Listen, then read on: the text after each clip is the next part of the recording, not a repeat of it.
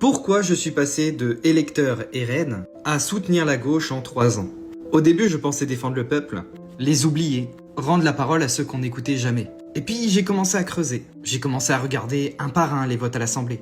Pas les discours, pas les slogans, mais les actes. Et ce que j'ai découvert m'a choqué. Après plus de 2 ans d'analyse de vote à l'Assemblée nationale, j'ai découvert que quand il s'agit de défendre les hôpitaux, l'éducation nationale, les classes moyennes, les classes pauvres, les petites, les moyennes entreprises, le RN s'abstient systématiquement ou vote contre.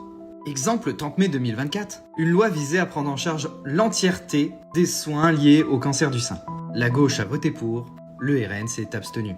Sur une loi qui aurait pu aider des milliers de femmes, elles vont se retrouver donc endettées ou se battre pour survivre. Il y en a d'autres, la réduction de l'indemnité chômage, qui empêche des auto-entrepreneurs de créer une trésorerie et de pouvoir se retourner. Le fait de vouloir retirer le RSA au fur et à mesure, alors que le nombre d'emplois ne suffise pas, qui va créer des millions d'SDF supplémentaires. Je viens de la classe moyenne. Ma mère travaille toujours. Mes sœurs rentrent dans le marché du travail.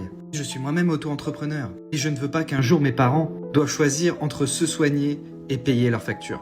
Alors aujourd'hui, je préfère me battre avec ceux qui défendent l'humain plutôt que ceux qui s'en servent. Parce qu'aimer la France, ce n'est pas rejeter les autres. Aimer la France, c'est aimer aussi ceux qui y souffrent.